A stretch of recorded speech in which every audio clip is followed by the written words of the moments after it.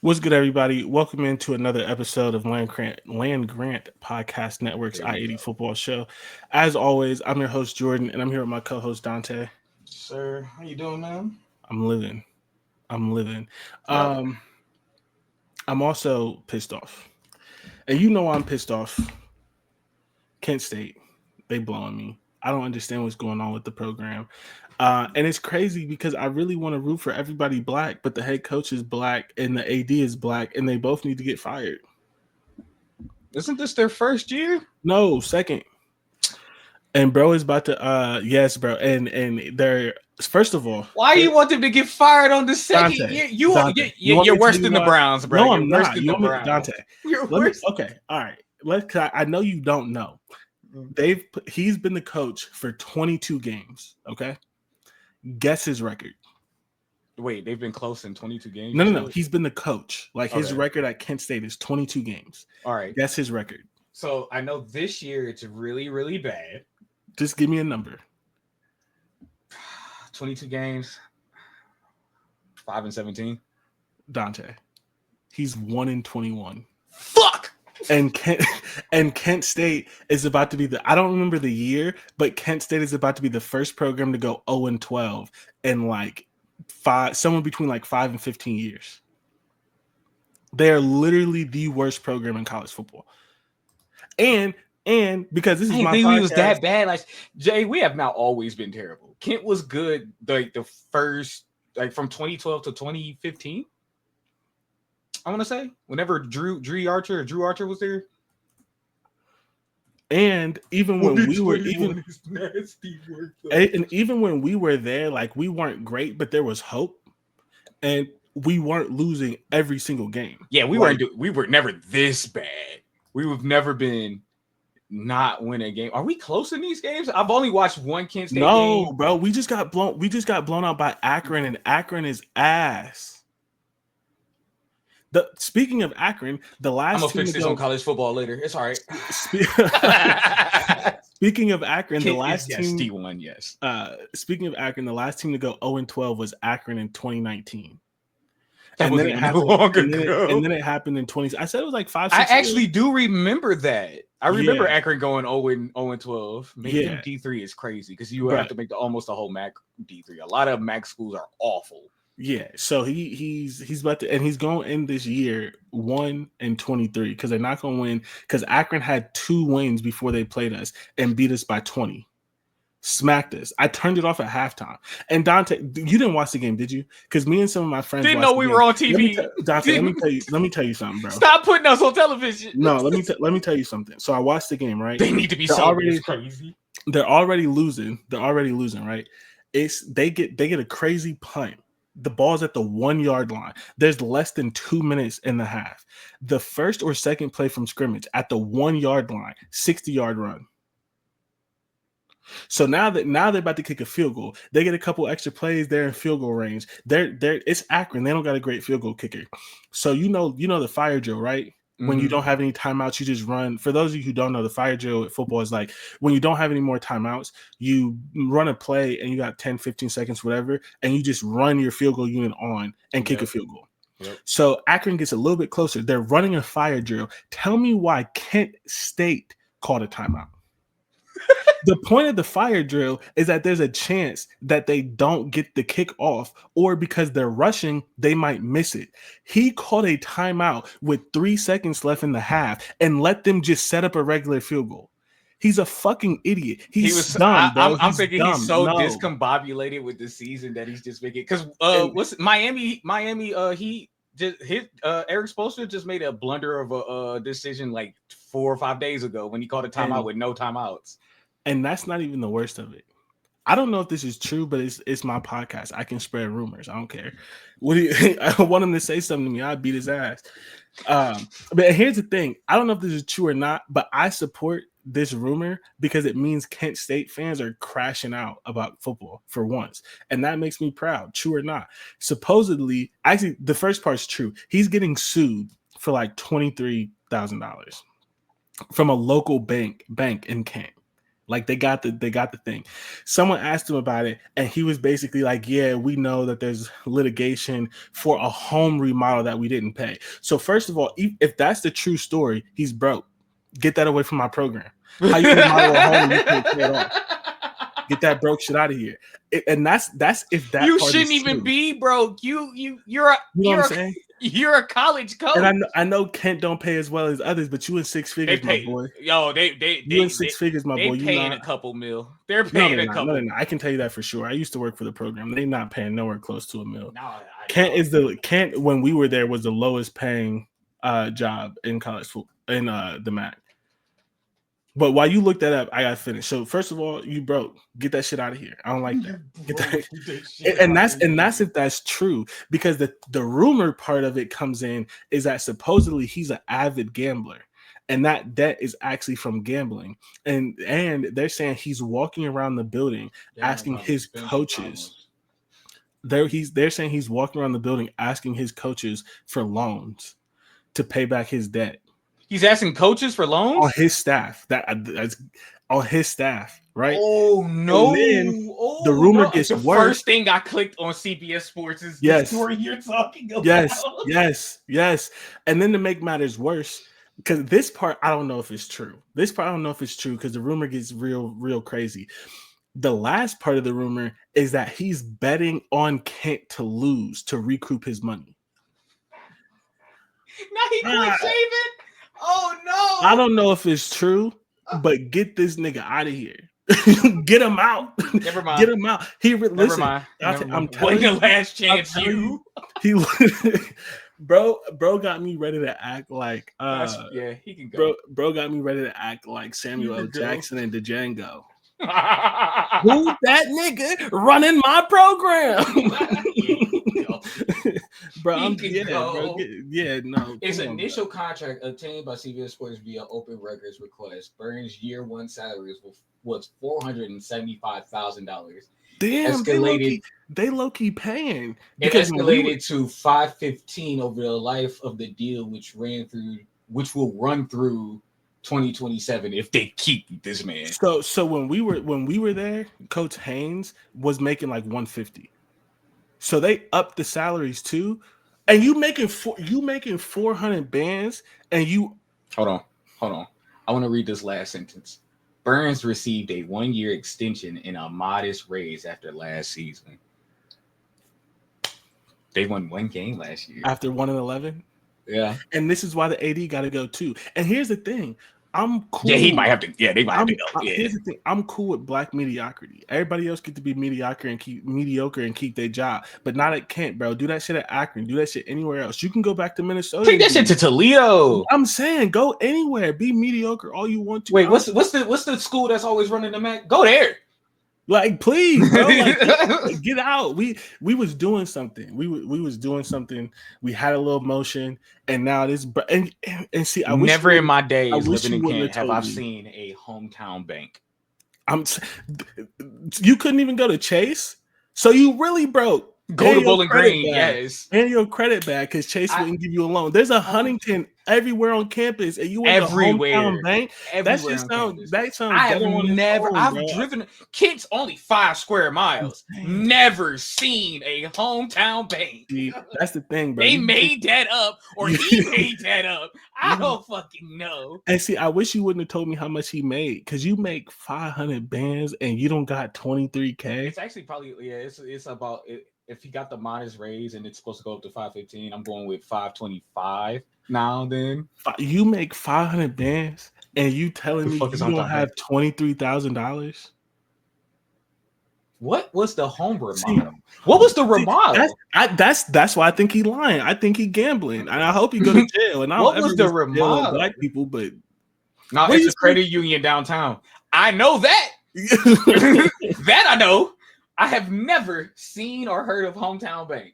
All right, you said you think you said I'm not even gonna add no extra money. Let's just say 515, right? Because now I'm pocket watching, and I don't even like pocket watching. So now you really got to get out my program. So all that money could have went to the players. Let's say you get what you get paid. If you get paid every 2 weeks, I don't remember how Kent pays. I think it's every 2 weeks. You get paid every 2 weeks. That means you get 26 checks, bro. Dante, One of his checks, Could have paid that off. is 19.8. Yeah, he 1 month. He's done. gambling. He's gambling, bro. He's gambling. He's broke. Get that nigga out of here. Get Especially him out of with my one program. check, and if your wife is working, that's enough money to pay off that debt in a month. And she's probably working because you were the running back coach at Minnesota. Like, first of all, 6 figures is enough, especially where he lives. She don't have to work. I'm not saying she does, but like he's not. He's not like stacked. So she probably did have a job. It's not like he's working at Ohio State making 10 mil. Like, she might be working. Like, what are you talking about? Hometown bank is the safe underneath his bookies banker. Yup. That shit run by the mob. Yeah, because he gotta be. And now, like, I wholeheartedly believe he is point shaving. Because you started this. You thought I was tripping. You thought I was being extra. No, I brought this up for a reason. Get him out of here. She definitely don't have to work. She don't have to work. You make $500K in Ohio, you're fine.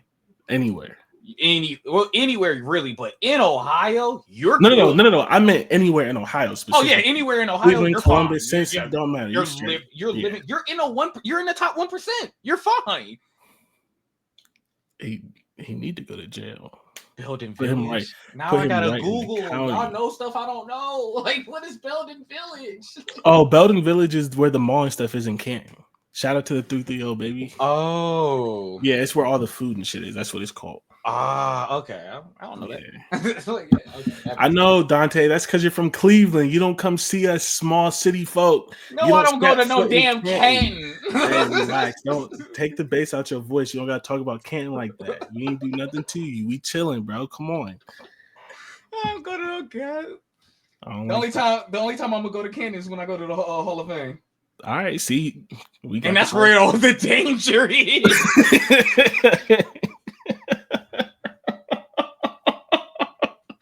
This is not the time to have this conversation. It's not. I've been thinking about this since they started the Hall of Fame, Village, because it's bad enough that they have the ceremony. But if y'all ain't going to Kings, chill. Right. If y'all from Canton, you know what I'm talking about. When you're going north, actually, it doesn't matter which direction. When you get off the highway at Hall of Fame Village, if you go towards the village, you're fine. You're where the white people are. That's the nice little area. Yep. If you turn the opposite direction and go under the bridge and cross the railroad tracks, you are legitimately in the worst part of Canton. It like a 10-minute walk from the Hall of Fame is Shorb.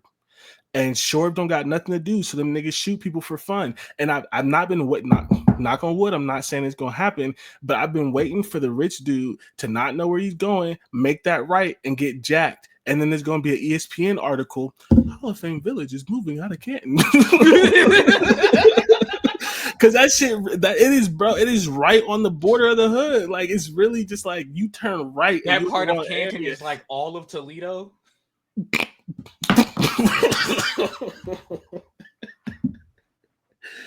Hey, that's ignorant, but you're not wrong. I don't feel unsafe most places, but I'd be in Toledo like, ooh, what? I've been to Toledo one time, and that was for school when I went to Bowling Green. And it's like Bowling Green wasn't like sunny; it wasn't that sunny, but something about Toledo, I was like, this grayer than Cleveland. What is going on? Hey, you remember the great people on Fairly Odd Parents? That's Toledo, bro. That's Toledo. That's all in Toledo. A nigga ain't never smiled. On that SpongeBob, but the Pop Girls episode when the clown lost its color and it did it to the whole city. I ain't never seen nobody smile in Toledo, dog. And it's crazy because Ohio went to war for Toledo. Michigan can have them. Take them back. Michigan shit. I can't believe we fought for that nasty ass city. I can't. We had a war. All right, we gotta talk about what we gotta talk about. Yeah. But I do have a fun fact that I found out recently. Do y'all realize that Michigan has like a part of Michigan is basically like Wisconsin or whatever? Did you know that? Have you seen the map of Michigan? Yeah. So there's like a piece of Michigan that doesn't touch Michigan. It's like across the lake. Yeah. Do you know why? It's probably the same thing for why we have Toledo. Or Cincinnati. It's because we got Toledo. Basically, Ohio was ready to go to war for Toledo, and whatever president at the time was like, "Hey, Michigan, chill out. Toledo's Ohio." And then a couple years later, they were doing something because that was when all the expansion and stuff, and they wanted some votes, and to get Michigan on their side, they gave them part of Wisconsin. I think this Wisconsin that's right next to them. They gave him part of Wisconsin. So that top half that is literally fucking Wisconsin is Michigan because Ohio got Toledo. So Ohio getting Toledo messed up everybody. It messed up all the geography. Take them back. Give them Toledo, give Wisconsin back Wisconsin, and everybody be smooth. Cincinnati can go to Kentucky. I was about to say that we can give Kentucky to Cincinnati too. The airport, Youngstown, Pittsburgh, you can have Youngstown. the airport, the Cincinnati airport is in Kentucky. It's mile marker 0. That is not Ohio. Take it back. If you got to go to Kentucky to go to your Walmart, that's not Ohio. Take it back. We don't need none of this. It messed up all of the geography. You can sneeze and accidentally be in Kentucky, sitting in Cincinnati. And this is the last thing I gotta say about this. It is Wisconsin. I do know a couple things. The University of Louisville gives in-state tuition to people from Cincinnati. Yeah, take your city back. That's Kentucky. Michigan gives in-state tuition to all Ohio. Dante, that goes against my point. My bad. I know other people do it. You don't got to do it. You don't have to see. You ain't even have to say it. I went to grad school in West Virginia. All the black people in West Virginia are from Maryland, and it's because they give them in-state tuition. But the thing about West Virginia is you have to do like something like agriculture related. So basically, like if you want to do business, you have to do like agriculture business, but it's literally just business with like 2 or 3 agriculture classes. So if you do, ag business, you get to go in-state tuition. If you do regular business, but it's the same thing. It's in the business school. So like, yeah, you got to take a couple classes on farming or whatever. But in college, it's 120 credits. So it's three classes about farming for in-state tuition. I'm telling you, some stuff for real too. I'm telling you, almost every single black person at West Virginia is from Maryland. That's why I know so many people from Maryland, because that's where they be at. So, and if you don't want to go to any of the schools in Maryland, they'll go to West Virginia.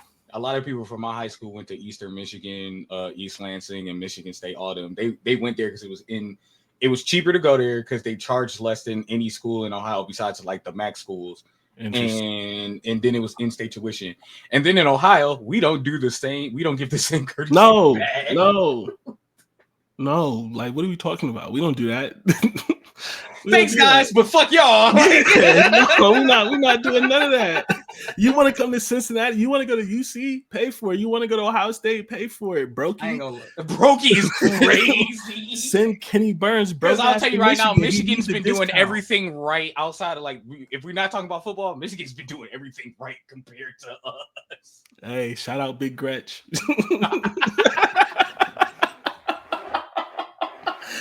All right, yeah, I gotta start talking about Ohio. They pissed me off. They went straight. They went straight red, Brad. And it's hilarious because I was watching people tweet like, "Man, I can't believe Ohio went red." I'm like, "You still live in the state? Do you still live in Ohio? What are you talking about? Where am I supposed to go? Like, no. That's not what I'm talking about. I'm saying, how you mean? What you mean you don't? Oh yeah, you don't see. They still got Confederate flags. Ohio swears the South.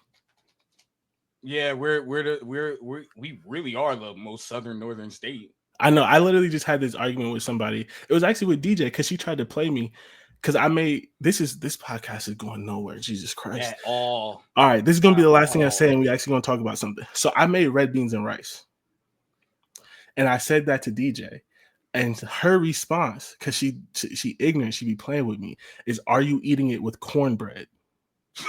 What the fuck else would I eat it with? So I said yes. And she was like, "I don't know. You're not from the South." I said, "Don't play with me. What are you talking about?" I'm still nigga. First of all, what are we talking about? True. But everybody in Ohio, including the white people, is 2 generations removed from Mississippi. Every black person I know, grandma, auntie, somebody, my wife is low-key cousins with DeMarcus Ware. Don't know him at all, but like it just came up randomly that he is from this real small town in Mississippi, and her grandma from the same town. They got the same last name. Like every black person I know, and half the white people can point out where in Mississippi, Alabama, and it's never Birmingham. It's always some backwater ass town. Ohio is as south as you can get. They swear they are, which is why they keep voting red. Ohio used to be a swing state. It's not red no more. Like, what do you? I'm just like, yeah. It depends. She was trying to play with my emotions. Election. We'll be blue, red, blue. No, red. not anymore. We haven't been. They don't even Dante. They don't even call us a swing state no more. We haven't been a swing state for a couple years. No, like I remember growing up, there was 8 swing states. I watched the election this year. There's 7. They don't call Ohio a swing state, and it's literally all the states in the Midwest except Ohio, Pennsylvania. Then it skips Ohio and goes right to Michigan. And then it's North Carolina and a couple other ones. But Ohio's not a swing state no more. They just call it red. They just call it Republican. Well, I mean, we are a farm state, and a lot of farmers are idiots in their voting way. I'm not calling them idiots in that way, but they're like how they vote. It's just not smart. It's not the best. Really. You know. Anyways, this is a college football podcast. We haven't been a swing state since Obama. Well, that's on me. That's on me. Yeah, bro. Yeah. Crazy. Which is why he got Vance out of Ohio. JD Vance is from here. That's right. Scammed all his employees. Crazy. All right, let's talk about something. Which is funny because one of the first things I want to talk about is not football related, but it's sports related, so it's cool. So we're gonna get into our traffic update because I don't be saying what the sections of the show is, even though I made the sections of the show, because this is the I-80 podcast where we are road tripping. So we in traffic, we stuck. That's literally what the first 20 minutes was. We were sitting in traffic, not doing nothing. You'll be all right. Dante, give me like 90 seconds on how you feel about the Lakers right now. And you know I don't care. I just saw that boy crazy. I haven't watched any Lakers. You didn't see Dalton. You didn't see Dalton Connect drop 37? No. Crazy. I haven't watched any Lakers games. I don't start watching basketball until December. Really? Yeah. I didn't know that. Like seriously watching until December. Okay. I mean, if you want my honest opinion about the Lakers, don't care. You are so depressing. I'm not even a Lakers. Depressing about what? Oh my god! I thought you might say something. Nah. I'm gonna let you go. Because you excited because that white boy dropped 37? I just thought it was cool. That's nice. It wasn't cool that the rookie dropped 37. We've had it before. What rookie? Alex Caruso did it. He dropped a good amount, dropped 30, and we let him go. The other white boy. He's still on the team. Yeah, I can't think of his name. You right. But he ball all the time. It literally translates to mostly nothing. See, you so depressing. I just thought I'm so depressing. No, I'm a realist. He dropped this is the 22 same straight points. Good for him. This is the same team from last year, besides those 2 rookies. Yep. Who's probably a rookie. He gonna get tired by February, and then it's not gonna matter. I don't know why I try to have good conversations with you. Let's talk about the Lakers. We did nothing in the offseason. You're talking about what do you feel about the Lakers? We're just as trash as last year. We started off 3-0 and then lost 4 in a row. Hey, dog, I just thought it was going to be a positive conversation. No, I don't care. I don't care about that white boy dropping 30-something. Hey, bro, it was he was matter of fact, hold on. He dropped 27 the game before. Like we barely won that game, too, at that. All right, I don't want to talk about this no more, Dante. You ruining it. You're ruining it. All right, let's actually talk about what we got to talk about because you won't be so depressing when we talk about the Big Ten. I'm the depressing one when we talk about the Big Ten. Our leading scorer was a rookie. That's a problem. Huh? Our leading scorer in that game was the rookie. Because he dropped 37. What was Anthony Davis doing? Oh, my God. Yeah. Let's talk about the real. Because he ain't going to do that all the time. No, he's not. You can't be happy he dropped 37. I'm ecstatic that the rookie got a career high. I'm happy for him. And the aspect is the Lakers. It means absolutely there are people in the league nothing. for 15 years who ain't never touched 37. Who? Because that's almost given now to players. 30-something points is almost given to players. You telling me Gary Payton? Gary, is that it? Gary Payton? Gary Payton Jr. Yeah, whichever one's in the league. You telling me he dropped 37? I wouldn't be surprised if I Googled his career high and it was close to that. I wouldn't be surprised. Right. This is why I don't talk basketball with you. You depressing. I thought we was going. I thought we was Scoring is so easy in the NBA today. It's literally by design. Because they thought the fans like scored what the Warriors did, so they tried to design it for every team to do that with the rules. Scoring is literally made. It's made for this. That's why I'm like, people dropping 30 is like dropping 15 now.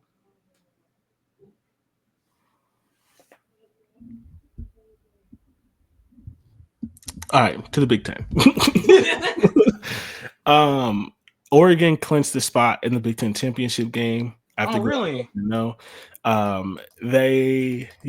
basically, because the Big Ten has a bunch of tiebreakers, they were basically just like, no matter which way the tiebreaker goes, they're going to be one of the first. Well, yeah, they haven't lost a Big Ten game yet, so yeah. Facts. So, but that, and it was low key annoying because you can tell when, like, especially the people from the Athletic, but you can tell when, like, the people who own the media companies put a message in the group chat because everybody was like, 18 teams is too much. It took them 3 days to come up with to say that Oregon was in the championship. Why didn't they announce this on Saturday? I'm like, why does it matter? Why does it matter? It's 2 weeks before the season ends, and we know one of the team. The SEC is gonna have to do this up into the last week. Like, I don't understand what we're talking how many teams in the SEC? 16. Okay, so we're 2 off. I mean, if 18 is too much, 16 also is too much. For real. So I'm just like, I don't know. It was just being weird. They're just being weird. I thought it was dumb, but shout out to Oregon. As we said on this show, Oregon's going to be good this year. The question is, can they maintain it? I love, all the Oregon fans are excited. Yes. You got to do it year over year. That's the problem with the Big Ten. That's the problem with these big conferences is you got to be able to do it year over year. I'm not saying they can't. That's the question. But a whole bunch of Oregon fans are getting their shit off because a bunch of Ohio State fans and a bunch of Big Ten fans don't watch football. And so they all was tweeting that Oregon was going to be bad this year. And I'm like, you haven't looked at their roster. Like, even with the Big Ten being harder, they're going to be good this year because they have the roster for it. Next year, 5 years. If it was like Washington's going to be bad, like, I'll give you that. But Oregon came into the season top of people were talking about them being a national championship contender. Right. But people along with Ohio State and Michigan. Yeah, but a lot of people were like questioning if they could do it because they don't know ball and they don't watch football. And so they were like, yeah, Oregon may not be able to do it. They were considered one last year. That's why I said they don't watch football. I don't know. But shout out to Oregon. Ohio State's starting center, Seth McLaughlin, tore his ACL.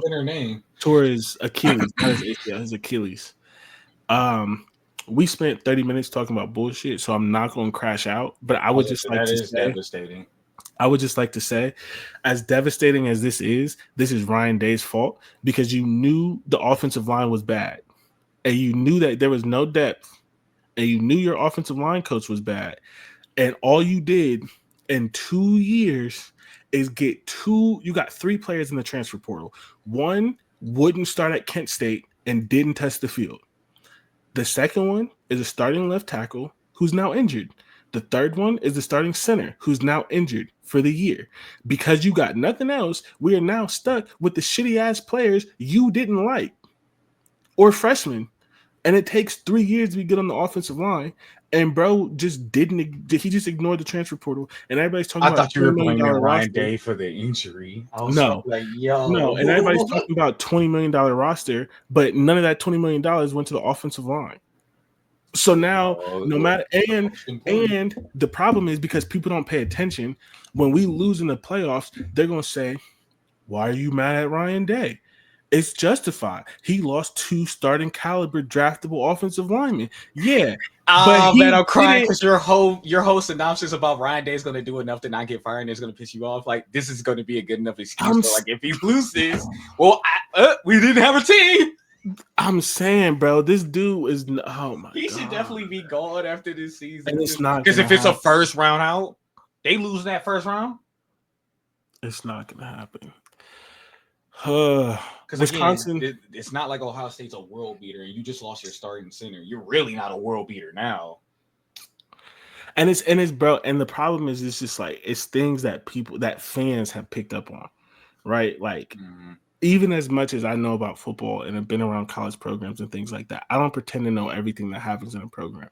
But when me and people everywhere can look at your roster and be like, hey, you need more offensive linemen. And then 2 straight years you go into the portal and you pull out 3. Again, one who wouldn't start at Kent State. That's it. That's all you did. They took a tackle from Alabama, right? That's the center. That was the center? Okay. Yeah. Okay. Yeah, and then, he got hurt. Ooh. The same center that got hurt for Alabama? I don't know. I think he got hurt for us. Maybe. I don't know. I think so. That deeply. I think so in the playoffs. And then, his hand or something, and he had some snap issues. Yeah, it's either him or I'm talking about a guy that was just old enough, like he was old, so he was leaving. But was it last year? I think it was. This is the center from last year, and something happened to him where he was still playing, but he had snap issues, and the snaps were high. That's but I mean, he's played great for us. Like it's fine. Well, he played great for Alabama until he got hurt. And then the crazy thing is, so there's a offensive tackle right now on Indiana's roster who is one of the best tackles in college football. He's from Ohio. He wanted to come play at Ohio State, and Ryan Day told him no. He gonna go to Georgia. No, he's not. He's at Indiana. He's balling. I think he's about to go to the league after this. But he's from Ohio. He wanted to come home, and Ryan Day said we didn't need him. Guess who fucking needs him now? You always need tackles. Right? Yeah, I always need that boy. Defensively or offensively, you always need one. He would fail his dynasty in NCAA. Tired of him. Wisconsin fired offensive coordinator Phil Longo, which means they might actually try to be a real program. From literally day one when they hired him, I said he sucks and he shouldn't be in this program. And they kept him for 2 years. And if they had a real offensive coordinator, they may have beaten Oregon. Bro refuses to run the ball. Probably. So, and that's the only thing that was working. And then he just decided not to do it anymore. So, he's gone. Maybe I can't think of it. I was like, who would be an offensive coordinator out there? There's people. I don't follow coordinators enough. One of the people who listen to the show, shout out. He suggested Tom Herman. Who was at Ohio State when Fickle was at Ohio State. Yeah. Shout out to Andy. I think that one would I like that. I like that, especially since Tom Herman got fired from FAU. Yeah, that's a running offensive coordinator too, and that's a running team. I would like that. I would like that pickup if they would to go that way. No, I think that'd be solid. And there's a couple other people, but you just ultimately it doesn't really matter who you pick as long as you pick somebody that it fits the style and fits the type of players that you have. Because you either get that coordinator and then you change who you recruit, which you didn't do. No. That's what they were trying to do. But you can, I guess it depends on what the style is. The air raid, you are not recruiting players from the air raid to Wisconsin. You're just not. Not really. All you need cold ass Wisconsin. All you need is a bet. I mean, literally, just look at what Illinois is doing, right? Illinois is doing the same thing, but they got a good quarterback. He's not great, but he's good. He can throw and he can run. Their offense is better, right? When Minnesota has a good quarterback, right? Look at what they do when they have a good quarterback, but it's the same style. Look at what Michigan did, right? That's all you need. You can keep the offense. You just need to get better players and an actual quarterback. Like Michigan, they're all running that run all the time, hard defense, but you need a quarterback that can make the throws. You don't really need to change the style. You just need to update it. Yeah, throw that's a little bit of motion in there, do a little QB run, but for the most part, you can keep it. And he went far left, and it was never going to work. And so he literally just wasted the first 2 years of his job. And what's the name's pretty much out of there now. The running back, he got hurt too. So never mind. He's in the league. You talking about the one that we liked last year? Yeah, the freshman. He's on the Jet. He's not, bro. We've been doing this podcast for a while. Oh my god, he was a freshman 3 years ago. Oh my god, I swear he was a freshman last year. Yeah, no, dog.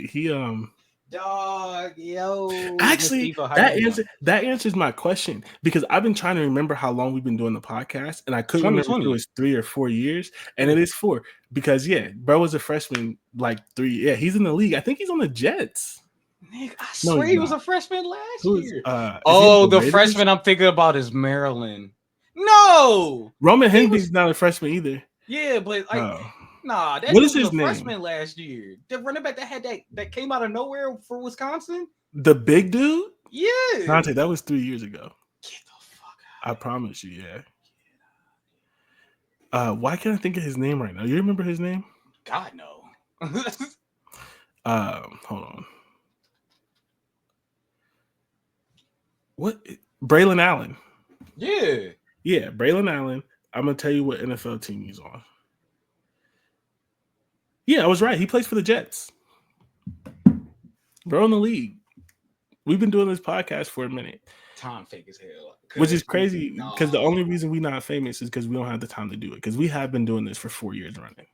And I listen to a lot of podcasts. And I know it's easy for me to say, but I promise you there's not a lot of podcasts better than ours. They just got more money and someone who can actually do the editing. Yeah. Because these niggas are idiots. Yeah. He's a rookie. He's in the league. He was drafted like 3rd round. I swear his sophomore season was last year. Nope. That was junior year. Crazy. What? Okay, so then I want to do a quick update of how many teams are in the bowl, are already in bowl games or have a chance to make bowl games based on their schedule, and then we'll take our break way too late and we'll get into the rest of the show. So right now, Oregon, Ohio State, Indiana, and Penn State are obviously all bowl eligible, and all 4 of them should be in the playoffs. Yep. And I know there's been a lot of conversation, and we're going to talk about that here in a minute, about should Indiana get in if they lose to Ohio State. That's dumb. All 4 of them bowl eligible. They should be in the playoffs.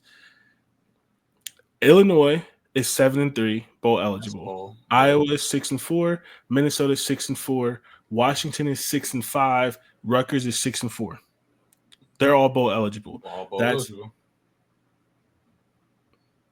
That's 9 teams already. Okay, yeah. I was like, it's 9 teams already.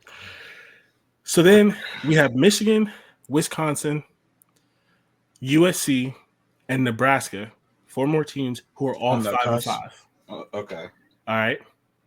And then I'm going to count UCLA because they have 2 games left. They're 4-6, but one of their games is against Fresno State, who they may be able to beat, but they have to win the rest. So there's 5 more teams who have a chance. I was about to say, and they've been much better than we thought this year from the jump. For sure. So here's the thing. Michigan, they play Northwestern this week. They have to win that game if you assume that Ryan Day doesn't mess it up and Ohio State beats them, which is what should happen, but you can never assume a Ryan Day because he sucks. So Michigan has 1 game to win 1 game. They got to beat with Northwestern. You would think they should beat Northwestern, but Northwestern, as we know, loves to punch up randomly once a year. Mm-hmm. And there's a chance they lose that game. I think they've already had their game, though. You might be right. Because remember, they had Ohio State struggling. Yes. That might be the punch-up game they have already had this year. Maybe. So we'll see. But that's not a guarantee, but they probably win that. So Michigan gets there. Wisconsin, they play Nebraska this coming Saturday, which is a bowl game. And then they play – I clicked on the wrong team. Who am I talking about? Wisconsin. And then they end the season with Minnesota. So those are both winnable games, but they're both losable games. Yeah, so Wisconsin has Nebraska and Minnesota. They got to win. Nebraska has Wisconsin, which we just talked about. Right. And then they play Iowa. Those are both winnable games, but they're both losable games. And it definitely since Iowa's been putting up like 30 points now. Yeah. So, but Iowa did lose to Michigan State. It's possible. That's true. But it's probably unlikely. So Nebraska is really in a 1 game to win 1 as well. Mm. And the crazy thing about Nebraska is Nebraska started out 5-1, if you remember that. Yes, I do. They have now lost 4 of their last 5 straight games. They're not making a bowl game if that. Yeah, so they lost. That's the trend. Yeah, so their last win was in September. They lost.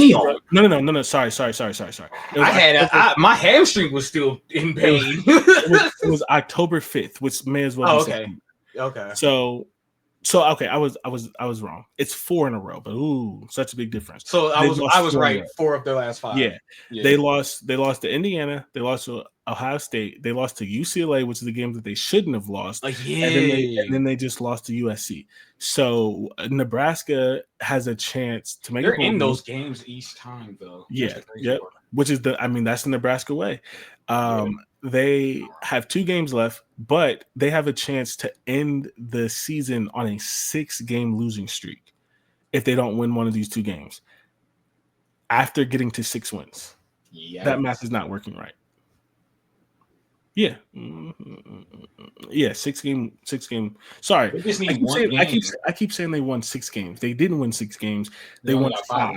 Yeah. They won 5. And after getting to 5 wins, there's a chance that they go on a 6-game losing streak and don't make a bowl game. And if you remember last year, they got to 5 and then lost 4 straight games in November and didn't make a bowl game. Nebraska is currently 0-9 since 2019 in games that if they won, it would make them bowl eligible. So essentially, when they have 5 wins since 2019, they're 0-9. So when the lights are the brightest, they piss down their leg. And if you're trying to figure out how that math works, it's because a couple years in between, they didn't even get to 5 wins. That's why it goes all the way back to 2019. But and that's 2 coaches too. Since 2019, they're 0-9 when they've had 5 wins, and then you want one more win to get to a bowl game. And at that point, you can't even blame coach. I don't know how you could. What's the issue there? Because if it's 2 coaches doing having the same problem in October, November, I don't know what's going on there. I don't know. So let's see. We did Michigan, Wisconsin. And then it almost gives me Cincinnati vibes, like the Bengals, how they just terrible to start the season every year. Yeah. But at least you could go. That's that coach. That is his problem. He's been there for like 5 years and he keeps doing it. 2 different coaches struggling in the same month. There might be a curse in Nebraska. I'm saying it's something's going on out there. Somebody said, when you do by me type, because something's going on. Hey, somebody ain't picked 0 up the mountain. Something up, because that don't make no sense. Okay, so we have USC left. So here's the thing: USC plays UCLA and they play Notre Dame. Those are both losable games. Do you know what I think happens? They lose both? No. I think they lose both. I think I've been saying this all year. They're gonna beat Notre Dame. Beat Notre Dame? And it's not because they should. It's just because Marcus Freeman is going to be 11-1, and everyone's going to forget about the NIU game, and they're going to be a step away from the playoffs, and they're going to overlook USC, and USC is going to beat them, and they're going to be 6-6 after losing to UCLA and beating Notre Dame. That's my prediction. I can see that. I think USC loses to UCLA, and it doesn't matter how bad of a coaching job Notre Dame does. USC gave up. See, I've been on the USC giving up train all season, but they haven't given up yet. So I just don't think they're going to. I think a UCLA loss is it. I think it does it. I think that's enough. Because again, you've been in every game and you've won some games, and that's fine. But the thing is, where everyone knows, everyone just believes UCLA is bottom of the barrel right now in the Big Ten. It's one of the bad teams, at least should be. Like they're good enough to make a bowl game, but they're really they're below middle of the pack is what I'm gonna call UCLA. Below middle of the pack, where we saw them win in one game and they picked up 5 out of nowhere. I think they lose to a loss to UCLA as USC is embarrassing enough, especially when you were supposed to be a contender this year, and now you lose to UCLA, who had no talking in. It was talked about. I know. It was talked about. It was Oregon, USC, and Ohio State. Nobody with brain said that. A lot of people said it, but nobody with a brain said it. I'm just saying that's what the talk. So like you got that in your head. Again, Florida State got it in their head. We're gonna be one of the greatest. We're gonna be one of them great teams in for the season. That's in your head. You can still play well. I'll give you that, but I think a loss to USC or UCLA will do it, especially if it's at home. It's at UCLA, but they're both in California. It's basically at home. It's at home. I still think they lose to UCLA. and I think they beat Notre Dame because it's not about USC. It's about Notre Dame. That's like fair. I think they lose that game. But the thing is, here's my thing, right? I think Lincoln Riley, it can do what you fear for Notre Dame. Same thing for USC. Right, but it's not a big game for USC. Yes, it is. No, it's not. It's not a big game for Notre Dame. It's a big game for USC because USC is punching up, right? No, so that's why it's a big game. But here's the thing. It's a big game for Notre Dame because if Notre Dame loses, they're out of the playoffs. Why? Because they already have a loss. They lost to NIU. I don't know. I can't. There's so many other two teams. I know. But the thing is, they already lost to NIU, which is a step above losing to Kent State. They don't have any good wins because they haven't really played anybody. They're not in a conference, so they don't get the conference championship. If they lose 2 games, especially because their 2 losses would be to 6-6 USC and 2-9. That's not math. 3-9 maybe NIU. They're not getting to the playoffs. They have to win this game. Especially because you have all the 2-loss SEC teams, which we're going to talk about with Indiana. Yeah. So Indiana has a chance to go bar for bar with the 2-loss SEC team, and that's why I say it's a big it's a big game for USC because it's a ranked team. National is going to be on television, and you get to play upset, and it's a bowl. This is your bowl eligible game. Because you're going to you lose to you if you lost to UCLA. Yes, but that makes my point because USC is going to be playing in that game, and Notre Dame's going to be thinking about their first playoffs. They're going to be thinking about hosting a playoff game, and I have no faith in Lincoln Riley to pull that off. I hear you. Listen, I'm not at all. It has for me. It has nothing to do with USC. And especially because I don't think Notre Dame's that good of a team. So I don't think both of those. I think both of those schools are. I think USC is just that bad. Because again, even Notre Dame has played, like you said, Notre Dame has played nobody. So they've literally just been able to look past everybody all year. See, when you talk, what you're saying. You disagree with me, but your words are making my point, and it's confusing. But it's cool. We haven't done this all year. You want to bet some wings on it? I ain't got money. I ain't got wing money, brother. I heard you. I don't got wing money either. You're right. I ain't got wing money, brother. I haven't had wings in a minute. Right. It is what it is. I ain't even mad at it. I understand.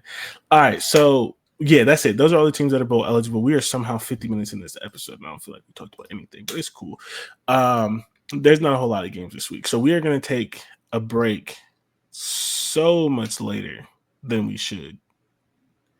And, it is what it is. We'll be right back after the ads.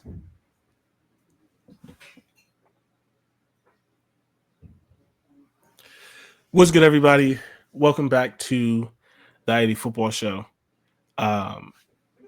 This episode's being live streamed, and I want to start live streaming on YouTube. And I really need to figure out something for what I want to do, just to put something on the screen really quickly, because obviously for the podcast there's actually ads, but in the YouTube there's not going to be. So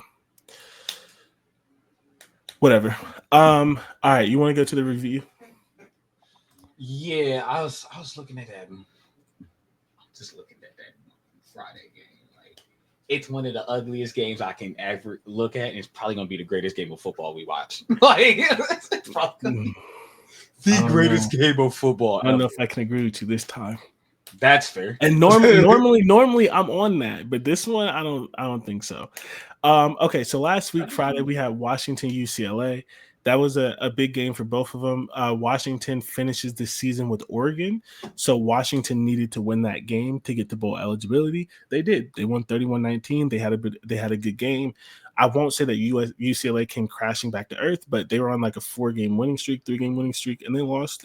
They still have some things in front of them, but it would have been much easier to make a bowl game if they would have won that game.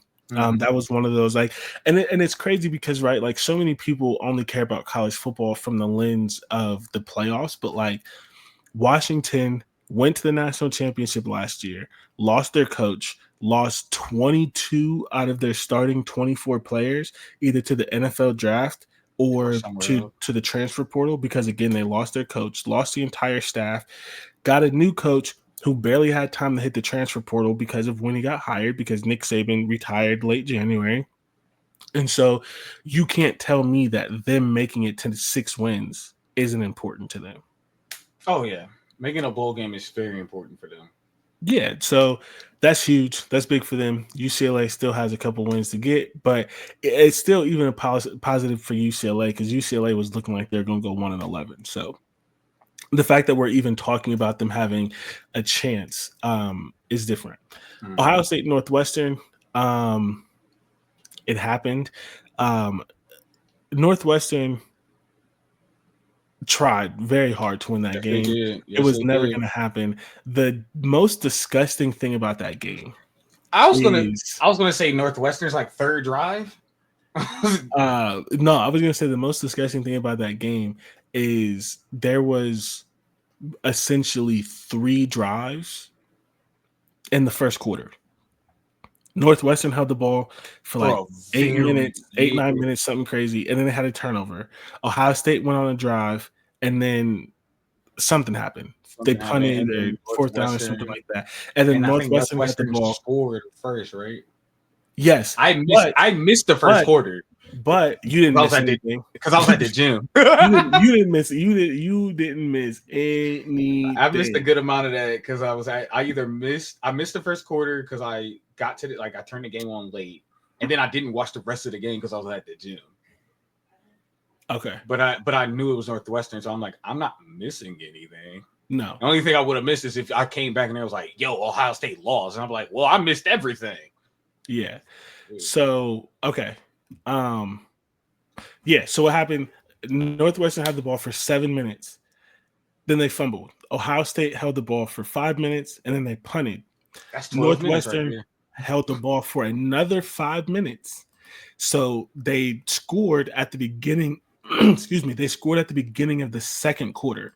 Mm-hmm. So the first quarter was 2.5 drives. Honestly, for Northwestern, beautiful strategy. Beautiful strategy. That's what you want, because you just have to execute. Because what the problem was after that is after Ohio State scored, I think Northwestern turned the ball over. Yeah. 3 straight turnovers or something like that. Yeah. So literally what happened, right? So the first drive was 7 minutes. The second drive was 5.5. The next drive was less than 2 minutes. They punted. The punt got blocked. Yep. Okay. Ohio State scores. Mm-hmm. Then Northwestern's next drive was 1 minute and 35 seconds. They punt. Ohio State scores a touchdown. And then the next drive was end of the half. It was 47 seconds. So they had 2 drives that went 12 minutes. And then they had 3 drives that went less than 5. Yeah. And that's when they lost the game. So I do remember the punt block. I thought it was turnovers after that. They were just very discombobulated after that punt block. That's what it was. Yeah. They were just going backwards after that. Yep. So Northwestern tried, but Ohio State was always going to win that game. You could have just made it closer. It could have been, 20 to 15. I will say Northwestern really did try. Like there's a couple people on that game for Northwestern that I would be surprised if they're playing on Northwestern next year because of how well they play. I'm talking about their wide receiver was nasty. And their quarterback made some of the best throws he's made in his career. Like he made a couple NFL throws. Like a lot of people were like Ohio State's playing bad, and for a little bit they were, but some of it was just like the quarterback was making. He literally layered a throw across the field in between 2 players. It was a perfect throw. It wasn't bad coverage. He put it. They were in Ohio State was in cover 2. He put it over the cover 2 corner and in front of the safety on the sideline from the opposite hash. He ain't never made that throw before. So a part of it was just Northwestern just balling. Like they did what they had to do. Like there's definitely a couple people that I would be surprised if they're on Northwestern next year. I mean, off of that game alone, like their wide receiver's legit. I don't think he's gonna be there. Next game, Illinois, Michigan State, 38-16. Illinois is just better. It's a good year for Illinois. They have a chance to win 9 games. They probably won't. I don't remember the rest of their schedule. They'll probably most likely at least win 8, but like 9 games is 100% on the table. Who do they have left? Illinois is winning 9 games. They play Rutgers and Northwestern. Illinois is going 9-3. That I mean, it's a great year. Illinois is winning 9 games, bro. Michigan State just didn't have it. Like there's nothing to say there. Nothing to say there. Penn State 49, Purdue 10. Yep. Purdue's the worst team in the conference. There's nothing to say. I don't know who they beat. It had to be an out of conference game. I think they're in the conference, so it's Their win was Indiana State. Yeah, so nobody. Mm-hmm. They're 1-9, and their coach is probably going to get fired if they can afford it because they be giving out stupid contracts. But he's really bad. Yeah. USC Nebraska, that was a good game. I told you it was going to be a good game. It was a good game. It was a fun game to watch. Nebraska once again had a chance to win and didn't. I don't know. They should have won that game, but yeah. Yeah, especially because like USC, like I don't even think USC's quarterback was better than the last one. Like he didn't have a turnover, which is essentially why they benched him. But he wasn't. Oh no, he did. He threw a pick 6. He wasn't really good. The threat of the run with him was nice. Like that was like an added element, but like it wasn't this like big upgrade. Nebraska just hasn't been playing well.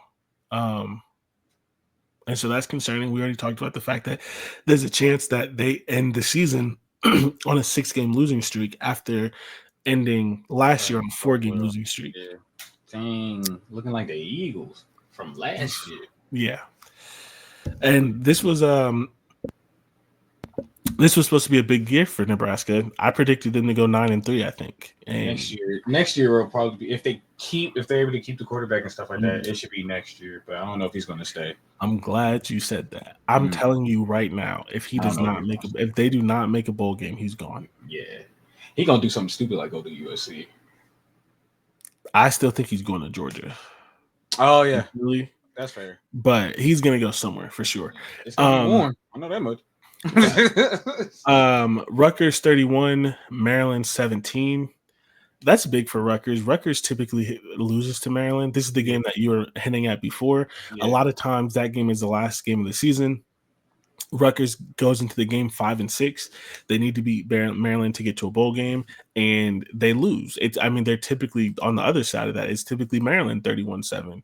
And so Rutgers winning that game is huge. Rutgers finishes the season with Illinois and Michigan State. So they had a chance against Michigan State to still get to bowl eligibility. But this is the first time in a while that they've got to a bowl game, and it wasn't off of the last game of the season. They're at a bowl game with 2 games left.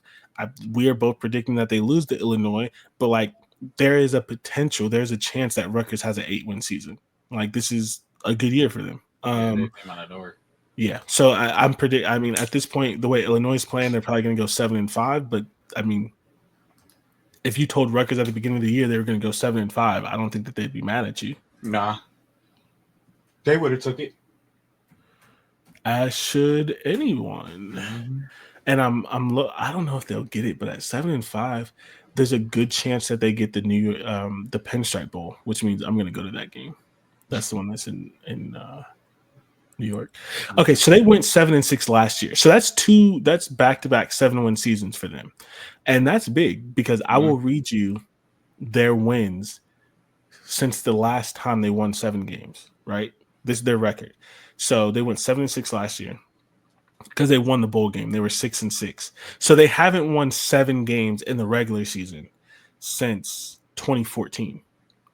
Last year they went 6-6. 2022, 4-8. They haven't won 7 games since 14. 10 years ago?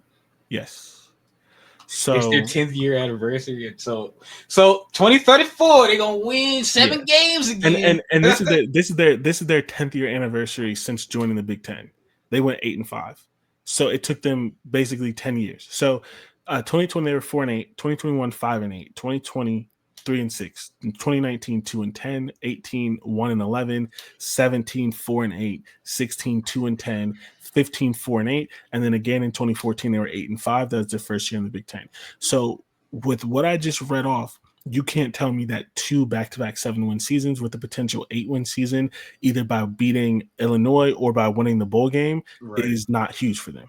Yeah, no, that's got to be huge. Thank you, Sammy, for the resub. But yeah, that's got to be huge. So again, the college football matters outside of just the national championship, and I love the national championship just as much as anybody. I will be watching every single playoff game. I will be I'm doing it, but but it matters more than just who's going to be in the national championship. And then the last one, Oregon 16, Wisconsin 13. I've seen a bunch of people say. Yeah, I've seen a bunch of people say I never thought Oregon was going to lose that game. I say that a lot for a lot of games. There have been other games with Oregon where I didn't think that they were going to lose. I genuinely thought they had a chance to lose that game. Wisconsin was an Iowa turnover away from winning that game. Mm-hmm. And what I mean by that is they were a turnover and plus field away. They weren't moving the ball as well as they could have because their offensive coordinator is an idiot and stopped running the ball, which is why he got fired after the game. But if they would have gotten a turnover at, say, the 30-yard line, like Iowa does all the time, they would have won that game. And Oregon did not play well. I'm not going to do this big referendum on Oregon. That doesn't matter. They won the game. You win your clunkers. But that was a legitimate game that Oregon could have lost, just like it was a Ohio State had a legitimate chance to lose to Nebraska. There's a lot of games with Ohio State where you're like, I never thought they were going to lose. They had a chance to lose the Nebraska game. Oregon had a chance to lose this game. We don't have to lie about it. Yeah, they had a chance. Oregon had a chance. They found a way to win the game and keep it pushing to next week, which is what you do. Sometimes you're not going to always have a big scoring outage, so you gotta dig your heels into the dirt and just stop the other team from scoring. As long as you put up enough points, more points than the other team, a win is a win. Yeah, really at that point, especially at this point in the season, a win is a win. Yeah. There are some rumors going around about Oregon that I don't entirely believe, although they would be hilarious. There are rumors that Oregon's 11 games in the season. There's a lot of players who are upset because if you remember, Oregon went crazy in the transfer portal. And when you go as crazy as they did in the transfer portal, that means you made promises. You made promises about money. You made promises about starting. You made promises about whatever. And essentially, the rumor is that because the season's almost over, a lot of the players that came in the transfer portal are upset about their stats. Basically, that they were lied to or that they're not getting the stats they should. We're 11 games into the season. If you're not getting the stats that you should, it's probably because you suck. I was going to say that's on you. Like that's more on the players at that point. You got to get your stats. Like facts. That doesn't stop the players from being mad about it. Again, I'm not even sure that it's true. As a coach, I would be like, "Oh, did you want me to run the ball for you?" Like, and then be like, "All right, give them yards to him." I don't we trying to win games here. I could promise we're gonna use you. Like if he made promises that they were gonna get certain stats, that's just dumb on the coach's perspective, and it's dumb as a player to believe him. Like that's dumb. You get your own stats. It's one thing to promise to be like, I'm gonna use you and we're gonna win games. And look, sometimes you're gonna be featured, sometimes you're not. We're here to win games. We're here to win a national championship.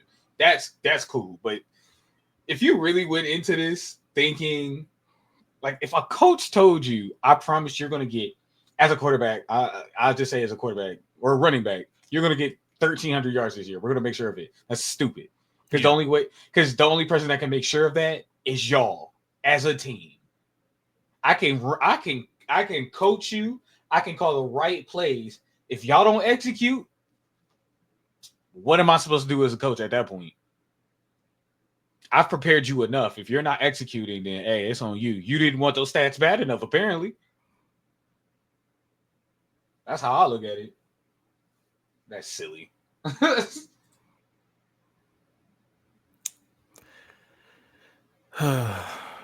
Yeah, like I said, I don't even know if it's true because it is silly to be mad about that, but anything could happen. I have no control of that.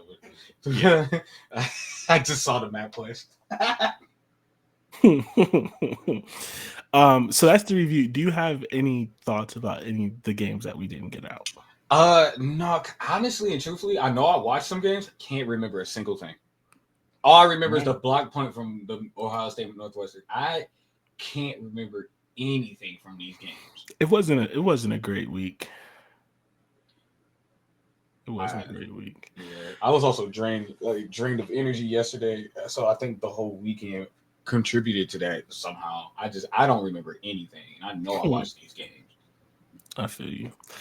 Okay, so college football playoffs. Let's talk about this, but let's be sort of brief because if we're not, I'm about to crash out. Oregon is still number 1. Ohio State's number 2. Texas is 3. Penn State's 4. Indiana is 5. Notre Dame is 6. Bama is 7. Miami's 8. Ole Miss is 9. Georgia's 10. Tennessee is 11. Tennessee is the first out of the playoffs right now, even though they're 11 because of bowl responsibilities. Like there's an ACC team that needs to get in there, and then Boise State needs to get in there. Boise State is 12, SMU is 13, BYU is 14, Texas Georgia is 15. What? They're 10. Colorado. They lost to Kentucky, right? Somebody. Yeah, they have 2 losses. Kentucky. I don't remember exactly who. I'm pretty sure it was Kentucky. Yeah, and then they lost another one. There's someone crazy. Alabama. Yeah. Alabama. South Carolina at 7-3 is 18, and they're above a 9-0 Army. Tulane is 20. Arizona State's 21. Iowa State's 22. 7-3 Missouri is 23, which whatever, I guess. But they're above an 8-2 UNLV, who's 24, and Illinois is 25 at 7-3 as well. I don't want to get too much into a lot of these because of course they're stupid. Who did they lose to? It's Ole Miss. Ole Miss, okay. Ole Miss and Bama. Yes. Yeah. So here's my thing. Everyone, and the only point that I have to make about this is everyone is doing this conversation right now where, because the national media pundits don't have a brain, where they're doing this thing where if Indiana, they're saying Indiana hasn't played anybody. And so if Indiana, who hasn't played anybody, loses to Ohio State, and especially if they lose bad, that means they're not good and they don't deserve to be in the playoffs, and they should be replaced with a 10-2 SEC team. The problem with that logic is Penn State also hasn't played anybody and lost to Ohio State, and nobody's saying that they should be replaced by a 10-2 SEC team, and they're still ranked above Indiana. The other problem with that is Texas is 9-1 and hasn't played anybody. Their best win is Michigan, probably, who we just talked about potentially may not be bowl eligible, and nobody's saying that they shouldn't be in the playoffs. And my thing is, you need to look at this year to year. The wins have to matter. Kirby Smart doesn't think he has a good team because he's been advocating for a spot in the playoffs for 2 weeks. And you know who else used to do that? Nick Saban. And you know who did that last year? Nick Saban. And what did he do immediately after doing that? He retired and said that this was the hardest team he's ever coached, basically because the team sucked. So it's just like, if you were 4 weeks, he did this 2 weeks ago. There's 2 weeks left in the season. If you were 4 weeks out from the playoffs and you're complaining because you don't think you're going to Kirby Smart coach for? Georgia. Okay. I was like, the name sounds familiar. I couldn't remember who the coach. Okay. Georgia. And you're complaining, and that's a good point. I need to do better with that. I can't assume that everyone knows everybody's coach. Yeah, I just had to make sure. And you're complaining 4 weeks out, it means your team's not good. And my thing is, you can't do this. Like, I get it, right? The SEC is typically the best conference. That is largely because of Alabama and Georgia. Neither one of them are good this year. They both have 2 losses. You can't do that. And they didn't even win the national championship last year. It was Michigan. So you're not even on this like 6-7 year dominance. And so essentially what they're trying to do is they're trying to say the SEC is tough. And so their 2 losses, all these 2-loss teams, the SEC has 5 2-loss teams, I believe. All these 2-loss teams don't matter because they're losing to each other, and the SEC is the best conference. The problem with that is they're not losing to the good teams in the conference. They're losing. Georgia technically did. Georgia did. They're losing to Vanderbilt. They're losing to Kentucky. They're losing to South Carolina. They're losing to Arkansas. Like, these are real losses. Yeah. And so I want to read something from that'd be the only one I would give. I would say Georgia has lost to good teams, but then at that point, but at the same time, you lost. Yeah, If you you lost. lost Because all then the a lot of teams people you they were like, played, well, then because Alabama's losses don't look too good. So it's I get you're right, because if you're going to do that for Georgia, well, Georgia lost to Alabama, who's lost to teams that are worse than Georgia, like right? pretty bad. So you lost to a team who lost to teams that are worse. Yes. So you can't really, like, if you're going to say Indiana didn't play anybody, well, you lost to teams who lost to teams. Yeah, I don't remember which one of them lost to Arkansas, but Arkansas lost to Oklahoma State, who has like 3 wins on the season. So you lost to people who lost to bad teams out of conference. And so like you can't say the SEC is better than Indiana because they play each other when the SEC is bad. And then the thing about it is like they're too afraid to play 9 conference games. So some of this would clear up if they played 9 conference games, but these teams aren't playing each other. Alabama, I think I maybe said the stat on another podcast. So let me see if I can find it. So because I think it would be good to say it here. I also wrote it in my article. Let's see. Do I have it?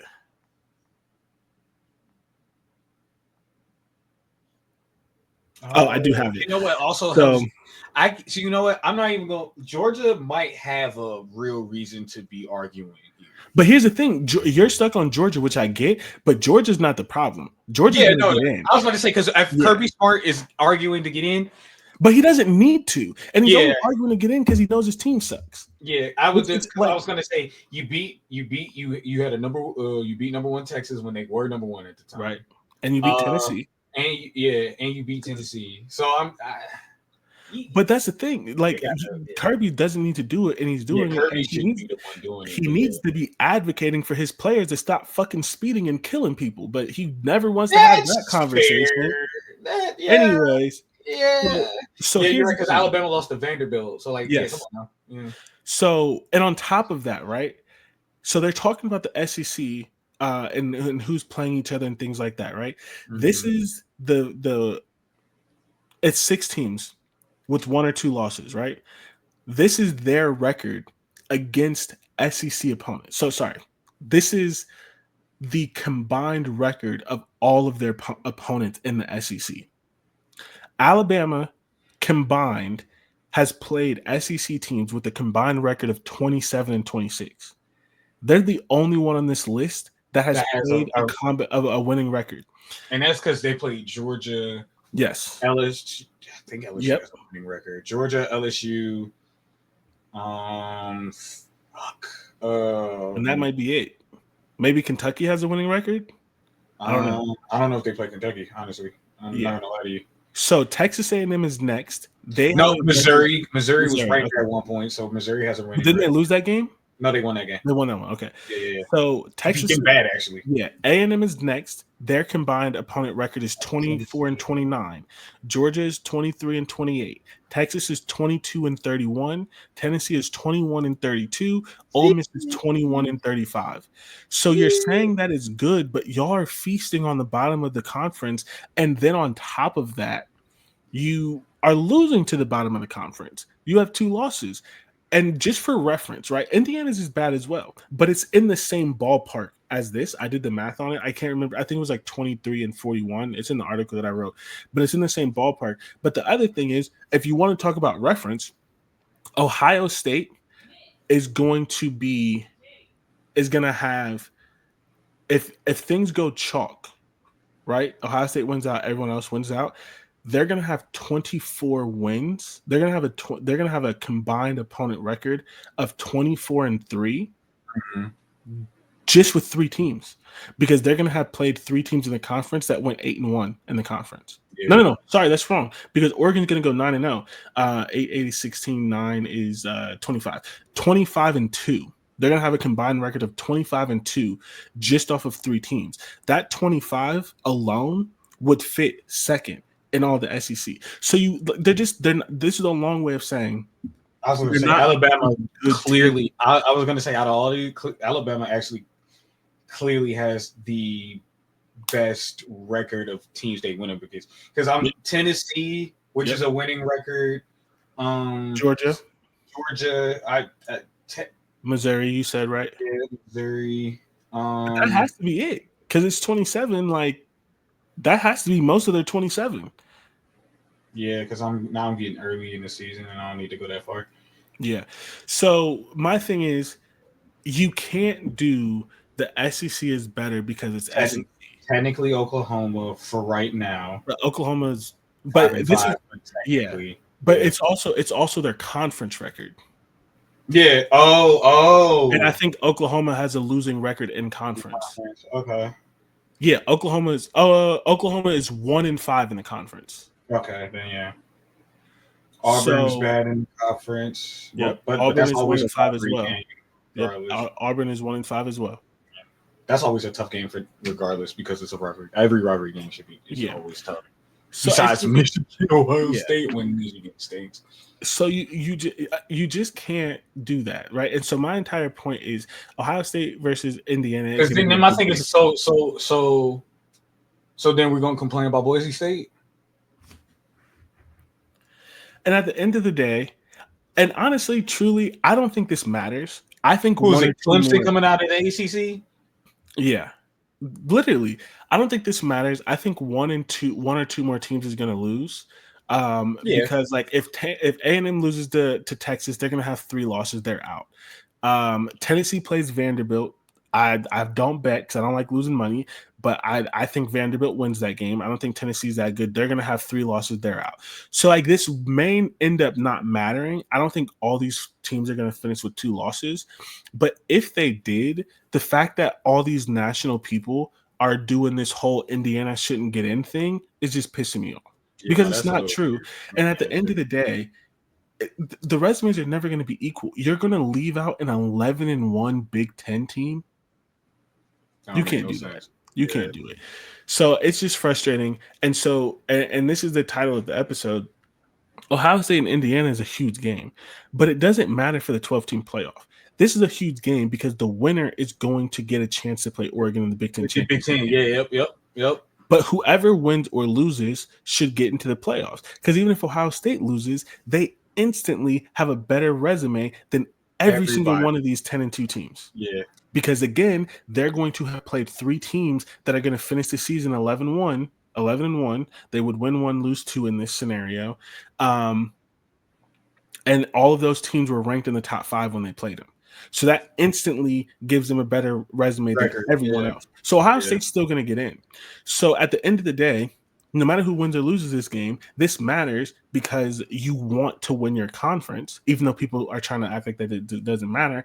But this should not matter at all for who gets into the 12-team playoff. And I'm tired of all of these people clearly getting a message in the group chat, all the writers at The Athletic, Ralph Russo, all the people at ESPN who are getting paid by the SEC to do all this conversation, already making the point. And the thing is, I know it's targeted because they're not doing the same thing for Penn State. Because Penn State's resume is just as bad. They refuse to mention Texas, whose resume is just as bad. I don't know, because Penn State has the win against USC, and USC was USC ranked? No. Mm-mm. But they weren't as. Here's the thing: Penn State is a small step above Indiana, but not significantly, and neither is Texas. They're only focusing on Indiana because Indiana doesn't have the brand. Yeah. That Penn State does, and it's not about who actually they think is better. And the thing is, you can't tell me that Indiana. Okay, so these are the teams that matter: Ole Miss, Alabama, Tennessee, Georgia, Texas A&M, and Texas. Are you telling me Indiana loses to all 6? I would tell you right now they win 3. Yeah, I would tell you they beat Texas A&M. I think they could beat Texas. They could beat Alabama. Yeah. I think the only one that they wouldn't, they could beat all those teams. They could beat all those. They could beat all. Would they? No, but they could. Yeah, they could. Because again, I think Alabama could beat all those teams you just named. They probably wouldn't, but they could. You tell me Indiana can't beat a team that lost to Vanderbilt? They can't beat a team that lost to Kentucky? They can't beat a team that lost to Arkansas?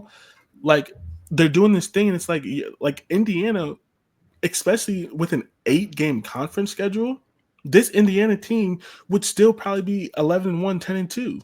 Yeah, if they played in the SEC. It's so whatever.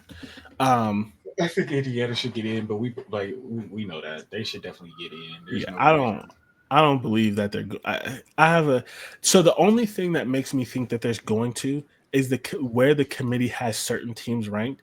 They still have Indiana 5, and Mm-hmm. Georgia and Tennessee are 10 and 11 As they instead of should being be. like 6 and typically that's not where they go. And so Yeah. since they're not like super super high, I think that there's a chance they're still, because I can't imagine them dropping Indiana from 5 to 13, which is what it would take. Yeah. Like that would be a huge. So I can actually see them hope. doing that, losing this game to Ohio State. I can see that happening. I really can.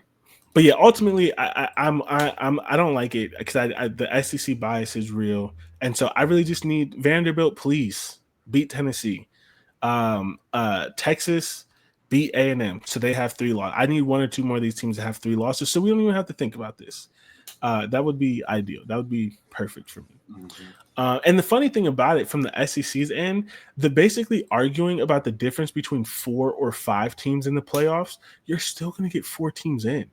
Just Like, about. just like shut up. Like you're going to get 4 teams in. The Big Ten's going to get 4, and everyone else is going to split 4. But you're splitting hairs because you want a 15. And This is dumb. You don't. One of those teams definitely don't deserve to be in there.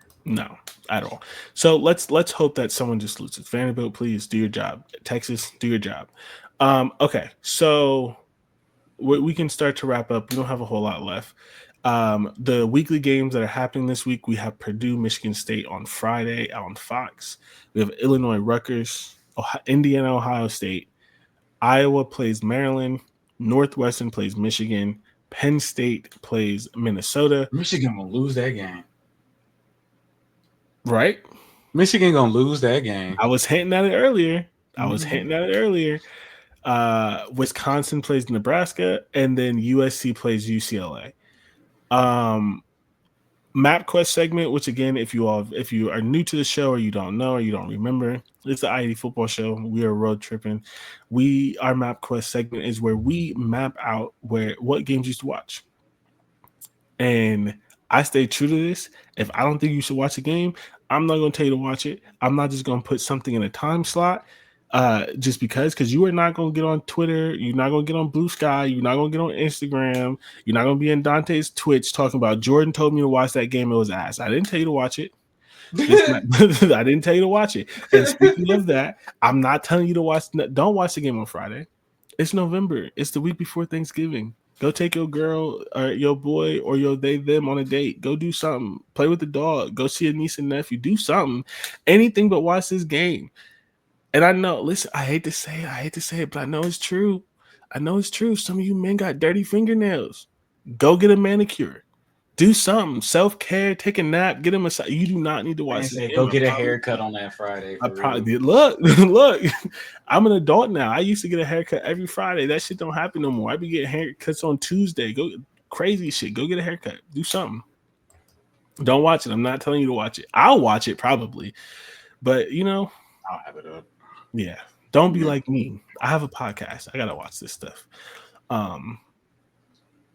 I'm actually I'll probably have it on my iPad though. I'll probably be hanging out with the wife because I care about my relationship. I don't have one of those. I won't be paying attention still, but I mean, I'm still gonna have it up. But that's these good games work out for me because I just be putting stuff on. I just be putting on my iPad and then we watch TV or do whatever because I literally sit in my office all Saturday, like the whole day. Noon, Ohio State, Indiana. Do I need to say anything else? It's Ohio State, Indiana. Midday, I have 2 games that I think you should watch. I'm not promising that they're going to be good games, but they have stakes. Northwestern Maryland. That is not the right team. Northwestern Michigan, as we already mentioned, and I believe, and Dante is coming to that side, I think Northwestern might beat Michigan. Yep. Michigan needs to win this game to get to a bowl game. If they don't, they're most likely going to be 5-7. I am not telling you it's going to be an enjoyable watch, but it is a game that matters. Wisconsin, Nebraska, again, I'm not telling you it's going to be enjoyable. It is probably not. But they're both fired head 5-5. coach might not fired offensive coordinator. Yeah. So Wisconsin might do a little bit different. And Nebraska fired their offensive coordinator too. Yeah, or they demoted him, but it was 2 weeks ago. And Nebraska is always excited. I think that might be actually an entertaining game. Yeah, I agree. But like not everyone likes those types of games, but we're sick. We like those. I'm gonna enjoy that game. Like that game might be my main screen game.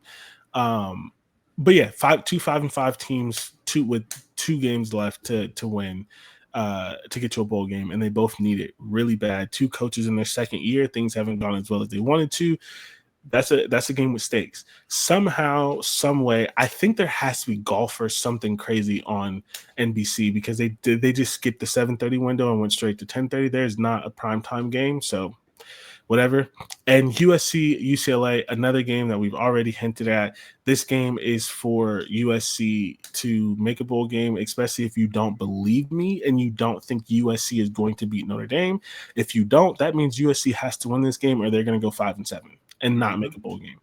And have a worse year than last year, which would be hilarious because as we said on this podcast, if they went 7-5 in the Pac-12, why do you think they're going to be better in the Big Ten? Without Caleb Williams, who's also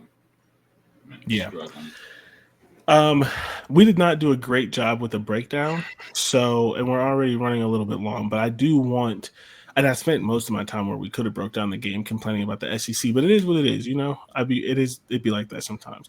Do you have any thoughts about Ohio State, Indiana? That I haven't already discussed. No. Yeah. I have a couple. There's a couple of things that I'm looking forward into this game. The first one is, as we talked about last week, am I right or is Dante right? Indiana did not have a good game against Michigan. They got bullied on the line of scrimmage. Was that just a blip? Did that not it's just a bad game that happens to everybody? Or is that a concern that Ohio State can get pressure on their quarterback? I'll be looking at that because there hasn't been many teams that got pressure. And so we'll need to this is going to be a game to determine again, Michigan has one, even though they're a bad team, they have one of the better defensive lines. Indiana's offensive line looked really bad. So that's number one. The other thing that I'm looking at is Ohio State's corners have not been playing well. Outside Oregon is the only game where they really just got burnt a lot. But Ohio State for a couple of years has done this thing where they'll be right next to a guy and they just never play the ball. And so people just make good catches on them all the time. Indiana. I think DB coaches are terrible. Yes. In all of football coaching, why do you not? They do not like. It's not. It's like they don't learn that. If a receiver looks, you look. And if the receiver hands go up, your hands go up. And a lot of them are weak at the catch point. You'll see them falling back at the catch point and things like that. And the other thing that blows my mind is Ohio State DBs typically go league, right? Even if they're not first or second round, they typically go league. You're still when you're at Ohio State, when you're at Bama, when you're at these things, you don't play to the college rules, right? If you're a wide receiver, you always try to get 2. You'll take 1 because that's the rule, but you should always be practicing 2 because you want to go to the league. If you're a corner, you should be practicing league rules. You can't face guard in the NFL. And Ohio State corners still face guard. I get it's a college rule, but if you want to go to the league, you should play like the league. There have been multiple times because they haven't played a bunch of good quarterbacks where if they played like the league, they would turn around and the ball would hit them in the chest. Ohio State is leaving interceptions out there because they're not playing like you should in the league. It is. So, and Indiana essentially, I would never, as a wide receivers coach, I would never coach them to put 1 foot down. No, you always try for 2. I'm gonna go with 2 because if you got 2, you definitely caught the ball, right? And if you try for 2, you probably get 1. Mm-hmm. And Indiana makes a living off back shoulder catches. That's literally almost all they throw. So that's the one thing that I'm looking at. I think those are really kind of the 2 biggest things. Again, of course, I don't think Indiana has the best pass rush in the world, but Ohio State lost 2 starters. So how Ohio State's You offensive don't have line to be holds the up. best, but if a team Yeah, ain't got a good enough offensive line, you can right. look the best. Exactly. So how Ohio State's offensive line holds up is going to be big. The first time Ohio State lost a player on the offensive line, Nebraska got whatever it wanted. The next week, Ohio State was fine, but what does that look like, especially when that happened on Tuesday and you only have a couple of days to recover? So that's the thing that I'm looking at. And then Indiana has been good, but Ohio State, even in tough games, a lot of times can just out athlete teams. So does Indiana play a good game, but Ohio State just finds a way to out athlete them, right? Like who's guarding Jeremiah Smith? Ohio State in these big games like feeds Emeka Egbuka, right? Indiana typically has a pretty solid run defense, but Ohio State has two of the best running backs in the country. How does that work? I think there's a lot of like individual matchups. Well, with that good run defense hurt offensive line, I'm going with the good defensive line. I'm going with the good run defense. Yeah. Because a lot of the run game is a push on that offensive line, especially for Ohio State. They get a big push on that offensive line. And if you can't do that, it's honestly, I would think Ohio State should run the ball because running is I'm not easier saying than they passing. don't. No. I know. Yeah. I'm just like if I'm Ohio State, I'm running the ball a lot. Well, yeah, I mean, I'm saying yeah, they should, but my thing is just like with Ohio State, their big a lot for their run game is getting a initial big push on that offensive line. Like a lot of running backs for Ohio State don't get touched in that scuffle because it's just teams are getting pushed back. When it's working correctly. Yeah, but like when I say like when it doesn't work, because I'll say Michigan games couldn't get a push. Couldn't get a push. Even Penn State, not that big of a push. They won the game, but until the end, that last drive they got it. Yeah, at that point, that's probably just fatigue, and like I'm not excusing it, but that's what you hope for at that point as an offense that runs the ball, is that the defensive line is tired enough that we get one good drive to that's enough.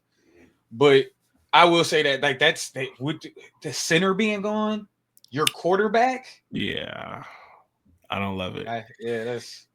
I don't love it. If you're trying to be positive, and I'm rarely positive about a Ryan Day coach team because it's a problem that could be fixed, is the guy who's taking over was our starting center last year. Okay. So he's not new. But he lost his job. Right, exactly. It's still better than someone in new. And not only that, he lost his job. Has he played a snap? Yes, he's been playing at guard. Oh no. Yeah. Oh no. That's the hardest switch next to guard tackle. Yeah. But you do again, if I'm being positive, which I'm not, you hope that he played 13 games at center last year. He's only played 3 games at guard. This year. You hope that it snaps. He's only played 3 games this year at guard. Has he was the backup center. So what I'm asking you is, hold on, I got you. I'll explain. What is his game? How much has he played this year? He was the backup center until the offensive tackle got hurt. Okay. When the offensive tackle got hurt, they moved him to guard. Okay. So he has played all season. Most of the season was at guard. It hasn't been a significant number of snaps because of course, backup offensive lineman. He has played center this year. He started at guard the last 2 games. They're moving him back to center. Okay, so he's had some snaps this year. Yes. Okay. Yes. Okay. So if you're being positive, you hope that I know one thing. The only time I'm bringing my center out of the game is if we up 50. Like that man. And so he has gotten he's gotten those snaps, but again, I'm not saying it's significant, which is why I'm not trying to be positive about it at all. Again, the last thing I'll say, if you're trying to be positive, the guy who's coming in at left guard, and the early beginning of the season, Ohio State was rotating their guards a lot. And he was in a competition at guard. So he, for the first 4 or 5 games, he essentially split 50% of snaps at guard. So he also has played a lot. But the thing is, even though these guys have played, they've switched positions. This is the first time all 5 of these players have played together in this position. Like, I do not believe that this is going to be great. I just It's don't. gonna be I think they're going to have to figure out how should to be a close mitigate it. game. Yeah, this should end up Yeah. being a close game. Shout out to having Jeremiah Smith. I think he's going to have to win it for us. And then the absolute last thing that I have about this is you can tell that Ohio State told Larry Johnson that he needs to sit down. And now Ohio State has been doing more kind of like funky things, switching from 4 down linemen to 3 down linemen, which is what the defensive coordinator Jim Knowles has always done. But Larry Johnson was rebelling against that because Larry Johnson has always coached the 4 down front, meaning 4 down defensive linemen. And so this is now going to be the 3rd week of them doing that. And so I'm wondering what kind of, interesting blitzes, interesting things that they'll play, especially because Indiana hasn't seen it because it's only been happening for 2 games. And then the 2 games thing also helps because you now have 2 games under your belt when you're trying to switch something midseason. So because ultimately this game is going to be won by Ohio State's defense. Ohio State's defense is going to have to stop Indiana from scoring because I don't think Ohio State scores more than 30. And if they score 30, that would be huge because of the issue we just talked about with the offensive line. Like, this is not a game I think Ohio State could win 45-42 like they could have 6 weeks ago or something. Like, Ohio State, this is going to have, like, Ohio State's going to have to win this game 20, 28, 24, 31, 27, something like that. Like, this is going to be on the defense. It's going to be a close one. It's going to be a very close game. Not high scoring, but it's going to be some scoring. It's going to be scoring. It's just with a lot going. It got a lot. The door opened a lot more for Indiana. Is what I'm saying. The door is opened a lot, and there was already a chance before this that Indiana could have won the game. Yes, so. Just on the fact that nobody in the country right now is a world beater. Not a single team. Not a single one. Nope, not at all. Okay, so that's it. As always, this is the I-80 football show. We are taking a road trip down I-80. When you are road tripping, when you are traveling, when you are driving anywhere, sometimes you have to take a pit stop for whatever reason, right? You got to use the bathroom, you got to get gas, you got to waste money. Maybe you're stopping at McDonald's, maybe you're doing whatever. This is our pit stop. This is our chance to take a break from sports, to take a break specifically from the Big Ten, because sometimes we still talk about sports. I have a pit stop. Do you have a pit stop this week? I do not. Okay. I do not have a pit stop. So my pit stop will be for both of us, especially since you're from Cleveland. I may have mentioned this on the show already. I may not have. Cleveland has already submitted an official bid and is rumored to be in the top 3 for an NWSL team. For those who don't know what that is the National Women's Soccer League. I mean, we pretty much got one of the best. It's not in the same city, but we got one of the best male soccer teams in the country. Yep. If not the best. Yep. And one of the things that typically helps is like if you host U.S. soccer because you get to like sell your city. Yeah. Cleveland just hosted U.S. soccer recently. From everything that I've read, which of course is not everything that everyone knows, Cleveland seems to have the best bid. They already have an agreement to purchase land and to build a new stadium and training facility. They're obviously not going to do that until they get the team, but like they have the contract. God, weird. I don't know, Dante. I'm trying to think because anything takes over Cleveland Stadium. I read it, right? I read it. It's somewhere near the stadiums. There's a plot of land. So I don't know where because I've driven around Cleveland, but they said it's within the pseudo stadium district. And it's not going to be a huge stadium, so maybe there's like a big parking lot over there. Maybe they're going to buy something from like Cleveland State. I don't know. But like they already have it in writing. They just need to. So Cleveland has a very, very good chance of being There is nothing over there. I'm sorry. Listen, I'm sorry. I'm trying to think. Either, but it's already been identified, supposedly. And I mean, it could be an empty building and stuff that they're going to tear down, but they've already picked it out. All right, then that's fine. Then that's fine. Yeah. Okay, that makes more sense because I'm trying to say. I was like, Cleveland State ain't got nothing to say. You're right. Yeah. Like I was about to, there's nothing there. Yeah, I don't know, but they are like essentially everything is in probably hand. By Tri-C. The plans are the plans are in hand. Haven't they done contract because they've done worked over on by Tri-C. There's nothing over there. Hold on, let me see. I was about to say, they've done a lot of construction where all that empty Tri-C area is not empty anymore. if the only thing I can think of is that we tear down Brown Stadium and repurpose it. That's the only thing I can think of. They're saying directly that it is going to be built next to Progressive Field. Next to who? Progressive Field. There's nothing there. They acquired 14 acres of land next to Progressive Field.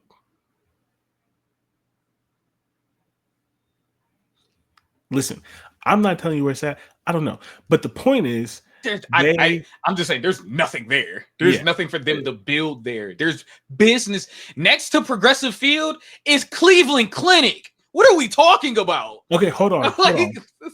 So essentially, it's a 13.6 acre site that the Cleveland Metro Parks purchased from the Ohio Department of Transportation. So it's an empty lot somewhere. Okay. All right. Near Progressive Field. I'm going home next week. Yeah. I'll be home next week. I have to see this. I'm gonna go drive right around Progressive Field because I swear they have to be tearing down some buildings. There's nothing there. Oh, this is. Hey, I'm gonna send you this article. If this is where it's actually gonna be, it's literally right off the highway. So, like, if this picture, I know what you're talking about. I know exactly where you're talking because when you're driving the Woolston Center is around there too. Yeah. So when you're driving north, you're in Cleveland. Let's say you're going south, and Progressive Field is on your right. Yeah. On the other side of the highway, it's supposed to be right there. So the way where this picture is like you're looking at Walmart in the what's the name district? You're looking at 77. Progressive Field is here, then the highway. Sorry, the NWSL stadium's here, then 77, and then Progressive. So you should be able to see them, and there's nothing over there because you have to drive through a weird thing to get on the highway. No, there's Walmart right and stuff right. Am I going too far away? Okay. No, like it's Dante. It's at the highway because Progressive is at the highway. Yeah, it's literally like if you had superpowers, you could like walk. Yeah. So I'm gonna send you this article so you can see it because I don't know how great I am at. I'm still gonna go. I'm still going home next week. I'm gonna drive right down there. And now you'll see. I'm gonna put it in the chat here. This is how do I? Because I swear. I just sent it to you so you can see.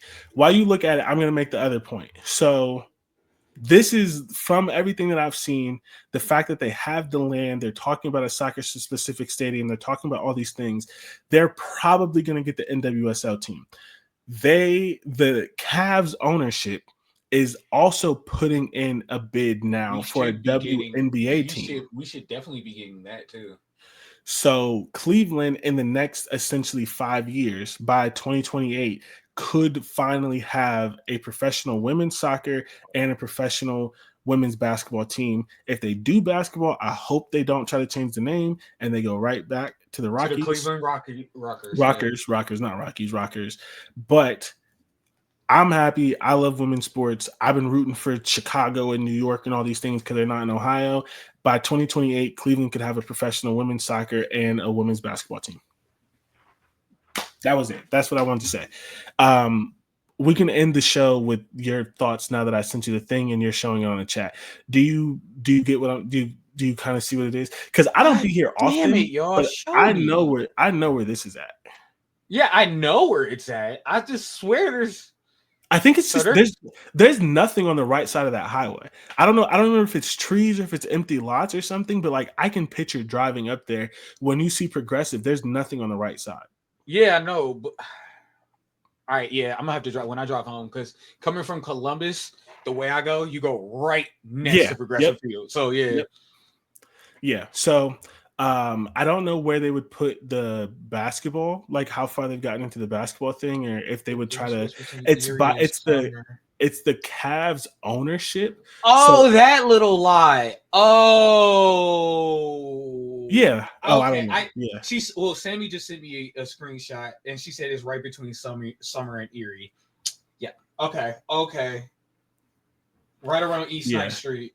If you're on the if you're on the website that I poor sent Euclid you, Avenue. Oh my god, it's gonna get so much more busy. Jesus Christ. If that you're street on, is always busy.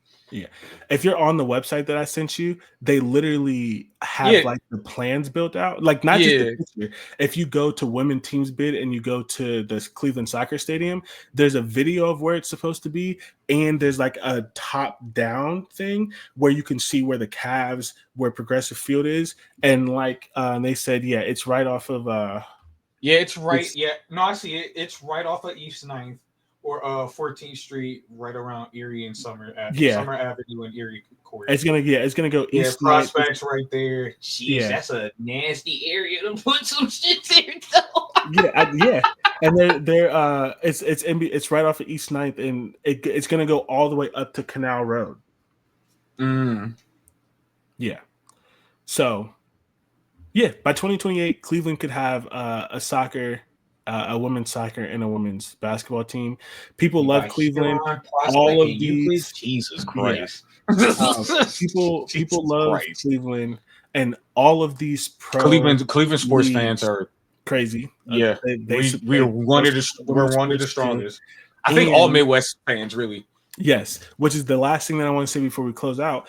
All of these sports leagues have grown on the East Coast. There are very few franchises in the Midwest. If they're going to keep growing, they have to do it in the Midwest. And essentially, the best cities right now in the Midwest that don't have it are Cleveland, Columbus, Detroit, and so on and so forth. I was about to say Michigan would be next. Yeah, Detroit doesn't have a whole lot of space to grow right now. And so it would make sense if you're entering the Midwest that you start in Cleveland. So 2028. They could do they could do what a lot of teams do. You just be right outside Detroit. Yeah. But the Cleveland ones would actually be in Cleveland. So clearly, And we barely, I promise you, even though they found space, we really barely got space. Yeah. We really barely like you said, this is a disgusting place. It's literally off the highway. Like, that's crazy. Yeah, that's gross. Oh my God. I might fly home now. Yeah. But yeah, that's it. That's the show. That's my pit stop. But I will be very happy to finally be able to root for women's sports in Ohio, even though I don't live in Ohio. We've been winning our Rockets back since they got rid of them.